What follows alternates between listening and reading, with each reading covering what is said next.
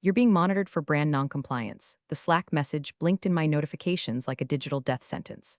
I was sipping stale breakroom coffee, wearing the same damn shirt I designed in month 4 of our rebrand, the draft logo no one outside the design team had seen, printed on a soft cotton tee we mocked up for internal morale.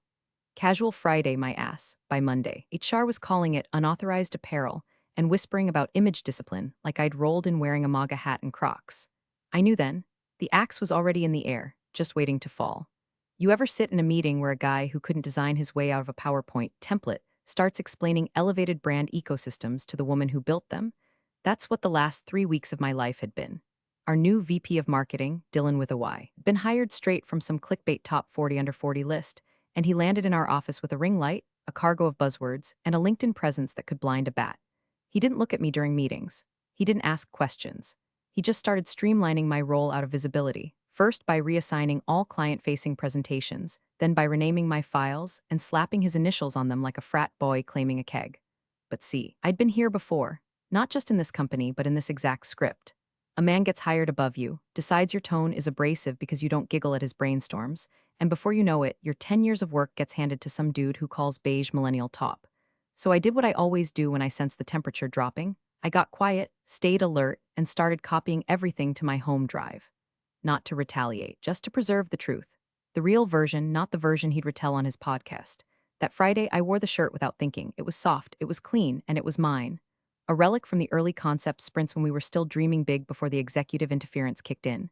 Dylan saw it during the morning check-in, narrowed his eyes like I'd pissed on his vision board and said, "That's not authorized merch." I laughed, thought he was kidding. He wasn't. Listen, I know this is where you usually scroll past, but if you're into watching the quiet ones burn the place down without lifting a match, hit that like button and maybe throw us a subscribe. It actually helps more than you know. Plus, you'll want front row seats for what's about to hit the fan. By lunch, I'd been summoned to HR like I was a misbehaving intern. Tanya from HR, who once asked me if Helvetica was a person, sat me down with this tight little smirk on her face and slid a paper across the desk. "We're letting you go for branding violations. You posted confidential design elements publicly without clearance." I blinked at her. "You mean the shirt?" She nodded like I'd just confessed to arson. "There are channels for this, Barbara. You know that." I opened my mouth to correct her, to remind her that the design was mine, that it was approved in phase 1, and that the shirt had been printed internally as a morale prototype before Dylan even showed up, but I stopped. There's no arguing with someone who's already written your exit email. I closed my mouth, smiled, and thanked her for her time. On my way out, I grabbed the sealed envelope I kept in my desk, the Phase 3 NDA compliance addendum. Nobody'd asked me to sign it. I'd requested it from legal back in January, when Dylan started sniffing around the brand files with an NDA template written by ChatGPT. They took my badge, walked me to the elevator like I was a risk. HR posted a photo on LinkedIn that afternoon, my face standing outside the building, blurry from the security cam. Caption, "Not all departures are sad. Sometimes it's about protecting the brand. Hash do not rehire, hash excellence only," and there it was. Front and center, the shirt. The shirt with the logo. The logo they were set to unveil in 2 weeks as part of their $8 million rebrand. I stared at the post. The timestamp, the graphic, I didn't comment, didn't message anyone. Just sat there in my car for a minute, engine running, and laughed until the tears came, because it was too late for them to take it down. Too late to hide it. Too late to pretend it never happened. And they posted it themselves. Dylan made his grand entrance like a rejected game show host. Tan too orange, teeth too white, and enough cologne to fumigate a mid-sized conference room. First week on the job, and he was already calling all-hands meetings about brand synergy momentum. I watched from the back as he strutted around the conference table, flipping through a PDF of my work like it was a napkin sketch he'd found in a Denny's. "Too muted," he said, clicking past months of layered color studies. "We want something that disrupts, not something that whispers." Someone coughed behind their hand. I didn't. See, Dylan wasn't the first VP who thought PowerPoint made him Picasso. But he was the first to ignore the project timeline, the research, and the fact that the new brand identity had been approved by legal and locked under NDA 6 months ago. The shirts, my idea. Back in phase 1, we printed a half-dozen samples with the draft logo to get a feel for how it played in real-world lighting. We tested thread weight, fabric tone, ink absorption. I'd logged every iteration in the internal system. Hell, I had the original email from legal, approved for internal morale use only, not for public distribution. Dated, time-stamped, bulletproof. But Dylan didn't care. He didn't see the structure or the strategy. He saw a woman in her 40s with short hair and flat shoes, and he decided I wasn't elevating the vibe. His words, not mine. "It started with small cuts." I was suddenly left off the calendar invites for brand meetings I'd started. He scheduled redundant presentations over my deliverables. My slides were streamlined by his assistant, which meant deleting anything that didn't have a stock photo of a millennial laughing at salad. Even replaced our brand tone guide, 2 years of voice development, with a PDF called How to Sound Like a Disruptor without alienating boomers. I tried to play ball at first, nodded in meetings, asked clarifying questions, offered to walk him through the client feedback from our last round. He smiled like I was a well-meaning dinosaur and asked if I wanted to spend more time on passion projects. That's tech speak for, we're pushing you out, but slowly enough that HR doesn't get nervous. So yeah, that Friday I wore the shirt. It was just sitting there in my closet, folded next to the hoodie we'd screen printed with the old logo after we hit Series B. Soft charcoal cotton, logo dead center in pale rose gold, subtle, modern, precise. I designed it during a week-long insomnia spell while my upstairs neighbor tried to learn the harmonica. That shirt was me. It wasn't rebellion. It wasn't a message. It was just mine. Dylan saw it in the hallway outside the snack bar and froze like he'd seen a ghost. Is that merch? I blinked. It's a concept shirt from Phase 1, approved internally. He looked me up and down, lips curling like I'd just sneezed on his ring light. That's unauthorized, he said. That's a problem. I half laughed. I designed it. He didn't laugh. He just whipped out his phone and took a picture like I was Exhibit A in a lawsuit. We'll need to escalate this. That design hasn't been publicly cleared. Neither has the entire brand, I said, keeping my voice steady. That's why it's under NDA. Then why are you wearing it? He snapped. Because it was approved, I said, pulling out my phone, already pulling up the email chain from legal dated 6 months ago. He waved it off. This isn't about emails, it's about optics. Of course it was. Optics were his gospel. Truth was optional. I'd seen it before. Guys like him don't read the docs. They don't check the approvals. They just scream branding emergency until HR blinks first. And HR always blinked. Sure enough, I got the slack from Tanya before I even made it back to my desk. Hey Barb, quick check-in when you're free. HR Conf 4. Conf 4. That was the small room, the one with the soundproofing. By the time I stepped inside, the conversation was already a report. Tanya had the termination draft open on her laptop and a printed copy of the NDA beside it, open to a clause that had nothing to do with the shirt. I offered her my email, the one from legal. She skimmed it like it was in Sanskrit, but still the post went up. And Dylan flagged it as a breach. What post? I asked. Tanya turned the laptop. There it was, LinkedIn. My face snapped outside the building, the shirt. Caption, sometimes protecting the brand means making hard choices. Hash do not rehire, I stared at it. Felt something in me go cold. You posted that before firing me? She blinked. Well, we technically know it auto-scheduled. Auto-scheduled, I repeated. You have to understand, Barbara. Perception is reality in marketing. No, I said, standing. Reality is reality in marketing. But good luck selling perception at the Series C call. I left before she could reply. And I made one stop on the way out. Not to legal, not to IT, not to my manager. I stopped by my old intern's desk, Emily.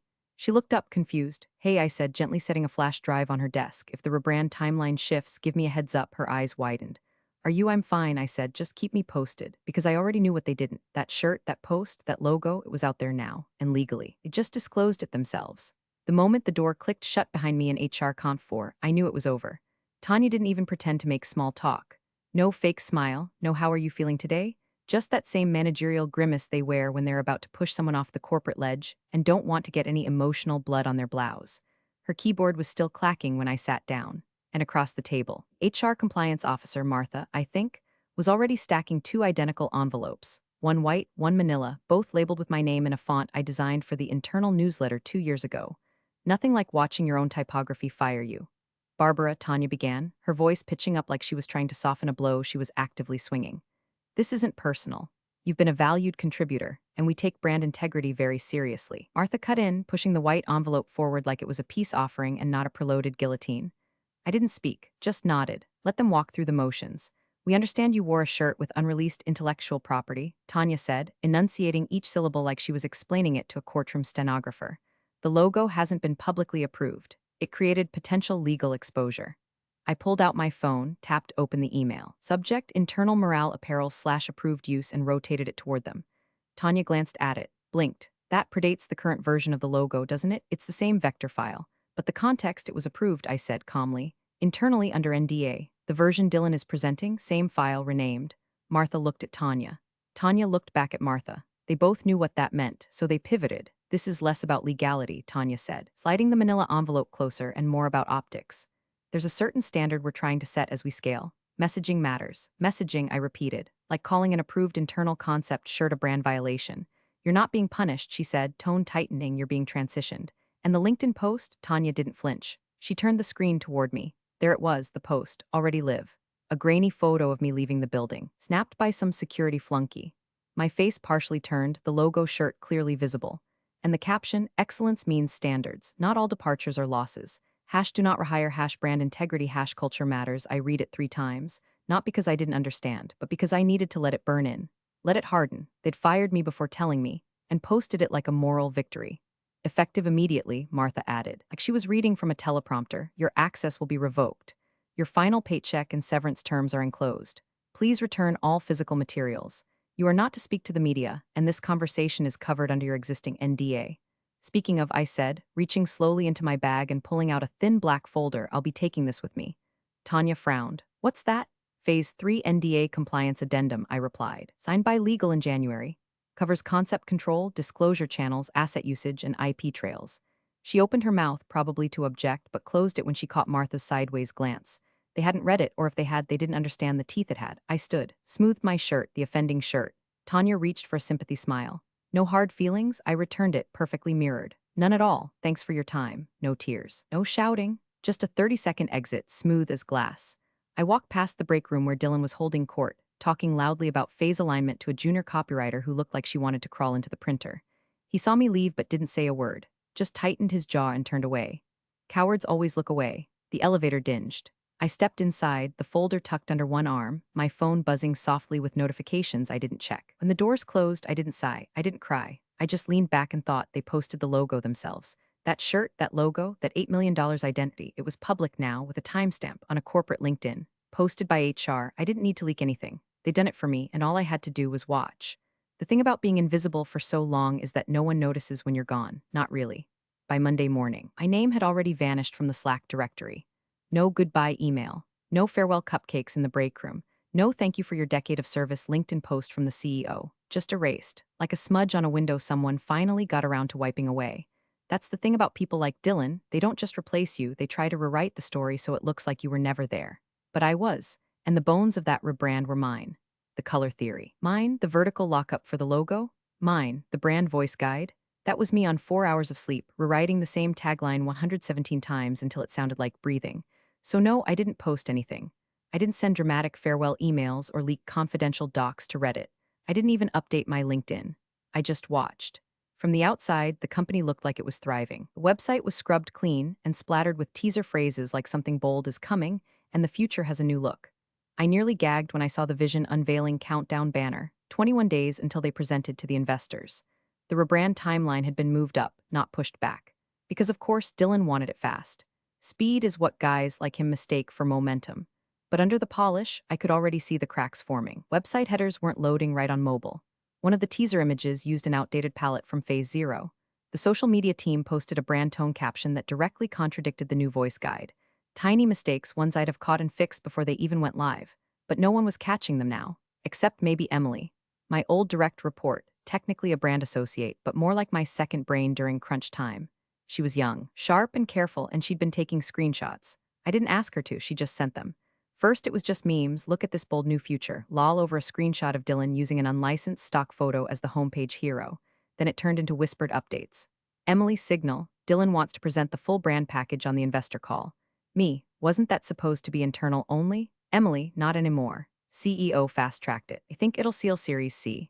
And then the real one. Emily, legal requested recording permission for the Zoom. Said it's for compliance. That one made me sit up. Because the only reason legal would want a recording of a brand presentation is if they're worried it might trigger a clause or an audit, or worse. And let's be clear, if that investor team saw anything that looked even remotely public before the call, the whole thing could collapse. Because that funding wasn't just about numbers. It was about exclusivity. That shiny revolutionary brand they were selling to investors, it had to be unseen, untouched, untainted. But thanks to Tanya and her little victory lap post, it wasn't. It was already out there, right next to my face. I knew they'd realize it eventually. But the real question was when. Before the call, after, or mid-presentation when the lawyer leaned in with that slow, terrifying question, can you explain this timestamp? Meanwhile, inside the company, Dylan was becoming louder, more self-congratulatory. I'd seen the kind before, mistaking rising tension for excitement. He started holding branding inspiration huddles where he played TED clips and talked about emotional texture like he invented Helvetica. Employees who had questions just didn't ask them, because HR had made an example of me. No one wanted to be next. Emily said the team was exhausted. No one was sleeping. Timelines were chaotic. Deadlines were missed and then quietly deleted from the calendar to pretend they never existed. Dylan started pushing for brand teaser video to be released before the call. Just a taste, he said, like anyone wanted to sip on chaos. She sent me a draft. It was 3 fonts mashed into one motion graphic, cut to stock dubstep and ending on a full frontal reveal of the logo. My logo, the same one on the shirt. I didn't reply, not yet, just saved it. At night, I watched the company's feed the way you watch a car roll toward a cliff in slow motion. You can't stop it, but you can take a picture before it flies off the edge. The funny part, they still hadn't taken the LinkedIn post down. It was sitting there, quiet, like a landmine, waiting, and the best part, I wasn't going to touch it, not once, not ever, because they posted it. All I had to do was let it sit, let it breathe, let it age. And the day they hit share screen in front of a table full of investor lawyers, that little photo was going to punch through the rebrand like a bullet through glass. I picked a coffee shop exactly 6 blocks from their office, not too close to raise suspicion, not too far to make it inconvenient. Corner booth, back against the wall, one hand wrapped around a lukewarm cappuccino I'd ordered just to blend in. I'd gotten there 20 minutes early, and even then, I checked the door 6 times before I saw him. Kyle. He didn't look like a threat, just another late-20s guy in khakis and an off-the-rack blazer trying to look older than he was. The kind of junior counsel they send out to handle informal matters so nothing ends up in writing. I remembered his name from the investor summit last year. He'd been the one quietly fact-checking Dylan's vision statement in real time on a legal pad while the senior partner smiled through his teeth. Now he was walking toward me, one eyebrow raised. You said this was a casual ask, he said, sliding into the booth across from me. And it is, I replied calmly. Just coffee, hypotheticals, nothing binding. Sure, he said, glancing over his shoulder. And this isn't about the Series C pitch, I shrugged. Let's just say I used to work somewhere that's currently rushing toward a big brand launch, and I've seen some things. He smiled politely, like he'd been trained to. And what sort of things? I stirred my drink, pretending to think. Like, say, an unreleased brand identity accidentally posted online by HR, accompanied by the face of the employee who created it, with a public timestamp. He didn't flinch, but I saw his fingers still on the sleeve of his cup. That would be unfortunate, hypothetically, of course. I reached into my bag and pulled out a small folded piece of paper, just one. No binder, no briefcase. That would have looked aggressive. This looked curious, casual, just a concerned citizen offering directions to a ticking bomb. I slid it across the table without looking up. Just something I came across. You don't have to read it here. He picked it up like it might burn, carefully unfolded it. Top half, screenshot of the LinkedIn post. Tanya's name, the HR caption, my face, the shirt, the logo. Bottom half, a printout of the NDA compliance clause, highlighted, dated, signed. I let the silence sit. He studied it carefully, methodically. Then folded it shut like it was nothing more than a receipt. Hypothetically, I said, sipping my coffee, would something like this count as public disclosure? He took a long breath. If that were the only instance, probably not fatal. But if it had circulated, say, been screenshotted or archived, I raised an eyebrow, then it's potentially a breach. Especially if the design is being presented as new and confidential. Even if the breach came from inside the company, especially if it came from inside the company. He tapped the edge of the paper on the table. This isn't exactly hard evidence. But the timestamp on the post, if someone connected those dots, I'm not asking anyone to. I said evenly, I'm just concerned. Concerned, he repeated, watching me. I met his gaze. When you put that much time into something, you want it launched properly. With integrity. I don't care about revenge, I care about the truth. He didn't answer that, just tucked the paper into his portfolio and stood. Thanks for the coffee, I nodded. Anytime, and just like that, he walked out. No promises, no threats. Just a young lawyer with a page of paper and a brain full of alarms. I sat there another 10 minutes just in case anyone was watching. Then I left the mug half full and walked out into the autumn air. My phone buzzed 2 hours later. Emily's signal, investor counsel requested access logs and brand asset approvals. Dylan says it's a routine check. Routine, my ass. That paper was a seed, nothing more. But I'd planted it in the right soil, and now I just had to wait for it to grow. Dylan was in full peacock mode. Emily said he'd turned the war room into his own private TED stage, whiteboard covered in buzzwords like disruptive elegance and zeitgeist-forward palette. He was pacing in front of an oversized monitor, practicing the pitch with a Bluetooth clicker like he was launching the next Apple product. Never mind that his version of innovation was just my original brand deck with the corners chewed off. Remember, he told the marketing team, this isn't just a presentation, it's a moment. He rehearsed every slide like it was Shakespeare. Had the AV guy tweaking light temperature for his skin tone, requested a black turtleneck. He didn't get it. Facilities told him we weren't in Steve Jobs cosplay territory yet. But what he did get was total control. The CEO, barely involved. He was glued to the finance sheets, laser-focused on the funding targets and investor queue and a prep. He didn't even flinch when legal dropped the first hint. We've received a compliance query from the investor team. Might be worth reviewing all previous brand disclosures, especially social. The CEO blinked, didn't look up. It's boilerplate. We're clean. Focus on the call. Legal tried again. There was a LinkedIn post that already saw the pitch deck, Dylan interrupted. They loved it. We're fine. HR backed him up. Tanya even sent a chirpy company-wide email titled Fresh Era, Clean Slate. It ended with, thanks to all who have helped us elevate our standards, your commitment is why we're thriving. Red Emily forwarded it to me with the caption, they really think they wiped the blood off the floor. But they hadn't, because Kyle had started digging. He didn't contact me again. Didn't need to. I wasn't the story anymore. The post was. By Wednesday, the investor team sent a request through back channels. Zoom presentation must be recorded. For internal compliance review only. Dylan didn't blink. He was too high on his own fumes. Fine, he said, let them record. We're bulletproof. Emily told me he actually used that word. Bulletproof. Meanwhile, the designers, what few remained, were being crushed under deadlines. Motion graphics team had been told to recut the teaser video for maximum investor engagement, which translated to more logo shots, more slogans, more risk. The intern had to blur out a frame where someone had accidentally left up the Phase Zero draft on a whiteboard. Same draft that matched the shirt. The one on the post. Still live, still time-stamped, still sitting on LinkedIn like a claymore under a welcome mat. But inside the company, no one wanted to say it out loud. Emily said even legal was hesitant. Dylan had convinced everyone that raising concerns now would erode morale and signal internal doubt to the funding team. So they did what corporate always does when fear creeps in, nothing. They held their breath and hoped the investors wouldn't notice. But Kyle was already threading the needle. Emily forwarded one last message late Thursday night. Emily, signal. Investor team asked for all logo access logs, version history, and external asset approvals. CEO said to send them the clean ones only. Legal looked like they wanted to vomit, they knew. Somewhere deep down, the executive gut was turning. But Dylan kept smiling, kept rehearsing. This is it, he said, arms spread wide in front of the final slide. The moment our brand becomes legendary. And I almost believed him. Because in a way, he was right. This brand would become legendary, just not for the reasons he thought. I watched from my laptop, alone in my apartment, with a half-burnt cinnamon candle flickering beside my screen and a microwave meal I wasn't going to eat cooling on the counter. The Zoom link wasn't password protected, classic oversight when your internal comms person walks out holding half your institutional memory.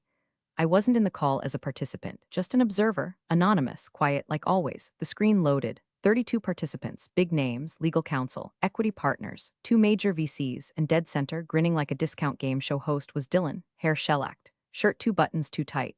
Behind him, the new logo projected on a slick branded background, all white space and soft gradients and lies. Emily had warned me it would happen at exactly 9:03 a.m. This, Dylan said, striding into frame with all the swagger of a man who'd never been told no, is the moment we've been building toward. Our bold new identity, never before seen. I choked on a sip of coffee. Never before seen, there it was, the phrase that would slit his campaign wide open. I pulled up the LinkedIn post on a second tab. There I was, still standing outside the building, that soft cotton tee like a spotlight against my skin. The logo, bold and clean and center-framed, the post still up, still time-stamped, 12 days ago. Some of you might remember our old visual identity, Dylan was saying, flipping to the before slide. Great foundation, but we've evolved. We wanted something that reflects our vision, our momentum. This isn't just a rebrand, it's a rebirth. He clicked again. The logo filled the screen. My logo. The one I bled into at 2 a.m. with a migraine and a mug of stale tea. One they said was too muted before dressing it up with buzzwords and a fresher font. I scanned the participants' faces. Most were muted, arms crossed. The kind of muted judgment you only see in venture capital, stone-faced until something becomes valuable or dangerous. And then I saw him. Kyle, bottom row, second from the left, watching, not smiling, not blinking. His eyes flicked once off camera and then back. Dylan kept going. This mark, he said, gesturing to the logo like it had floated down from Mount Olympus, has never been shown outside our walls. You're the first to see it. Kyle tilted his head. Never shown? He clicked something, probably opening the same LinkedIn tab I had up. And just like that, his face changed. His jaw didn't drop, his eyes didn't bulge. He didn't gasp like in the movies, he just narrowed his eyes. Slight squint, barely there, but I knew that look. I'd seen it in lawyers who find the one sentence that ruins a contract. He looked again. Back to the Zoom, back to the logo, back to the tab. You could almost see the wheels turning. Dylan kept riding the high. We believe this identity captures our essence, modern, confident, clean, a voice of integrity, trust, and innovation. The irony nearly made me laugh. On the second screen, my LinkedIn profile was still public. My face, my shirt, their logo. Tanya's caption glowing like a confession. Sometimes protecting the brand means making hard choices. Timestamp, visible, likes 48, comments, still growing. One of the investors toggled their video off. Another leaned out of frame. Subtle signs, nothing dramatic. But when you know what to watch for, it's louder than a shout. Dylan didn't notice. He was too busy taking a victory lap over stolen ground. He wrapped the pitch with a tagline he didn't write, where clarity meets boldness. I had written that on a post-it during the 5th week of brand testing. He'd found it in a draft and slapped it on the final deck like it was his revelation. Kyle raised his hand virtually. Quick question, he said, smiling just enough to scare you. Before we move on, can you confirm this logo was never seen externally before today? Dylan blinked. Correct. This is the first reveal. Kyle nodded slowly. Just wanted to be certain. Thanks. Then he muted, and silence swept through the meeting like a cold front. I closed the second tab. The post was still live, but not for long, not after that look. They were halfway through the vision to reality section when Kyle unmuted. Dylan had just finished butchering the brand story, claiming the logo represented a new dawn that emerged organically through deep team collaboration, which was funny, considering he hadn't opened a single Figma file until a week ago. The presentation was stalling. The smiles were cracking. You could feel it like a storm just off-screen waiting to land. Then Kyle's voice slid into the call. Smooth, quiet, surgical, sorry to interrupt. Dylan froze. You could almost hear the click of his confidence stalling. The screen split. Kyle was unmuted, his camera perfectly framed, legal pad still in view, pen tapping once. His tone was calm, too calm. Just want to clarify something from earlier, he said.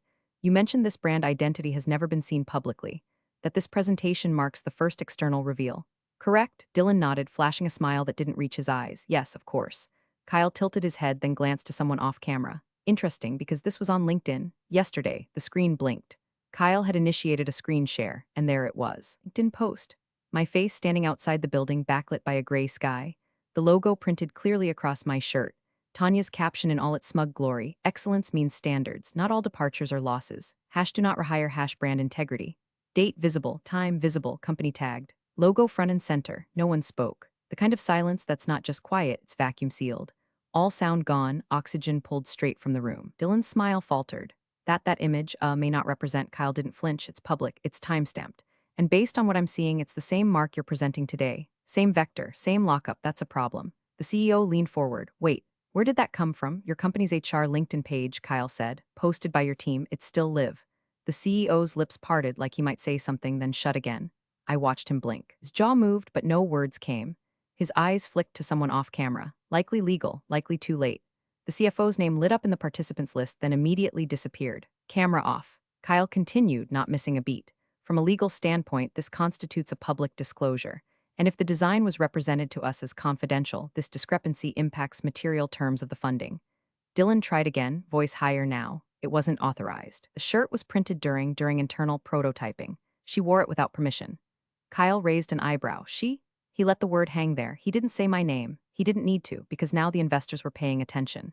One of the VCs leaned forward, unmuted just long enough to say, "So you fired the person who designed it, then posted her photo with the logo before unveiling it to us?" Dylan stammered. We HR acted independently. Kyle clicked through a few tabs. The post tags the company. It's in a public feed, and the content includes unreleased IP. He stopped screen share. His face filled the frame again. I'd recommend delaying signature of any Series C documents until we fully review this breach. At minimum, we'll need clarity on who approved the disclosure and whether this impacts exclusivity claims in your materials. The CEO was pale now. Actually pale. One hand trembled at the edge of the desk, fingers curling slightly as if they might grab something, anything, to stop the freefall. I wasn't aware, he started, but the sentence never finished, because the fallout had already begun. Kyle nodded once. We'll follow up shortly, in writing, and just like that, he muted. The call didn't end, but it may as well have. The investors fell silent. Cameras flicked off, one by one. Could see the realization blooming across the faces still visible. HR execs, product heads, Dylan's assistant shrinking behind a potted plant. Dylan stared ahead, frozen. He didn't speak, didn't blink, didn't move, and I sipped my coffee. Warm, sweet, perfect. Sometimes justice doesn't scream. It just clears its throat, clicks share screen, and lets the silence do the rest. The next morning, the LinkedIn post vanished. No explanation, no apology. Just quietly deleted like it had never existed. But of course, by then, it had already been screenshotted, archived, emailed, and dropped into at least 3 industry Slacks with headlines like HR's $8M oops. One version even had my face cropped out and replaced with a stock photo of a dumpster fire. Fair enough. Emily sent me a screenshot from inside the building. Dylan's desk, empty. A company-wide email had gone out at 7:13 a.m. Cold, vague, corporate. VP of Marketing Dylan Rossner is on temporary leave pending review of procedural discrepancies related to external communications. Translation: we need a fall guy, and he's loud enough to be heard falling. The Series C meeting was canceled.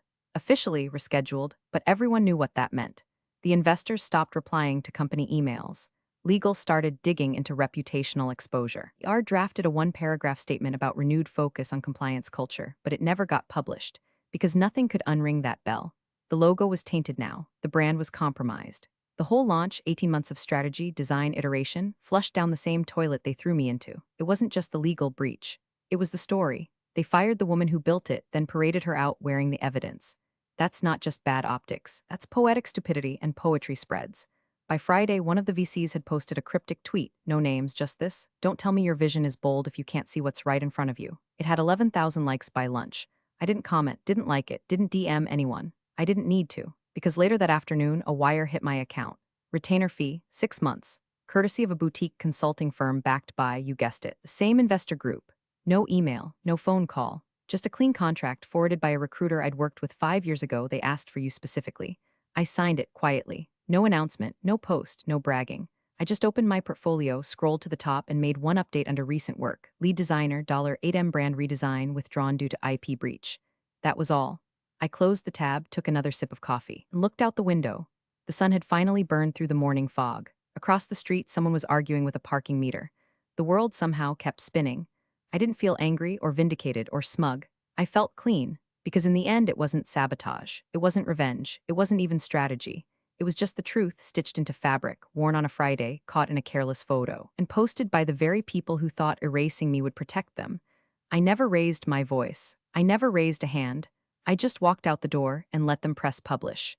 They wanted a bold new brand. They got one. Appreciate you sticking around, you legends of the break room.